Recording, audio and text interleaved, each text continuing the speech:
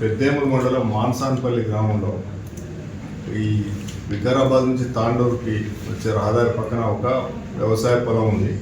ఆ పొలంలో నిందితుడైన చిప్పలవారు బాలాజీ అనే వ్యక్తి దాంట్లో పనిచేసేవాడు, పొలం పనిచేస్తూ అక్కడ ఉండేవాడు.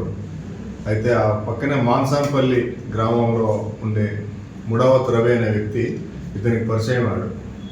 ఈ పరిచయమైన క్రమంలో వాళ్ళిద్దరుగా కలిసి తాగడము, ఇద్దరుగా ఫ్రెండ్స్గా తిరిగేవాళ్ళు.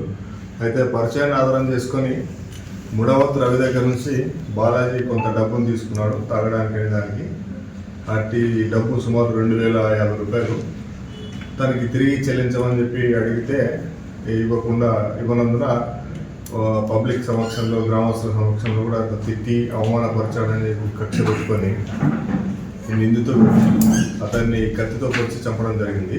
ఈ సంఘటన 2023 ఆగస్టు 12వ తేదీన జరిగింది. ఈ విషయంపై అతని బ్రదర్ ఇచ్చిన కంప్లైంట్ మేరకి murder case plus SC atrocities prevention act కింద కేసు నమోదు చేయడం జరిగింది.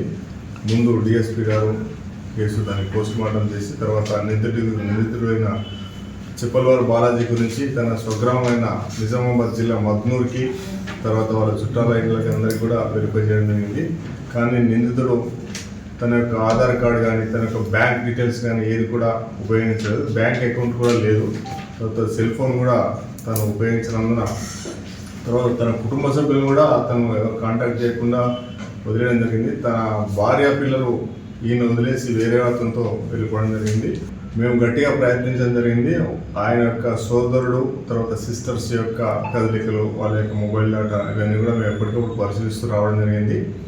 సుమారు 2 నెలల క్రితం తన తల్లి చనిపోయిన సందర్భంలో కూడా అతను మేము వస్తాడని చెప్పి అతని కోసం వెయిట్ చేయడం జరిగింది. కానీ ఆ సందర్భం కూడా అతను రాలేదు.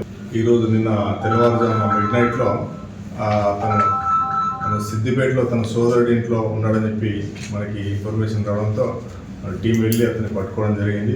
పట్టుకొని వచ్చి అరెస్ట్ చేయడం జరిగింది.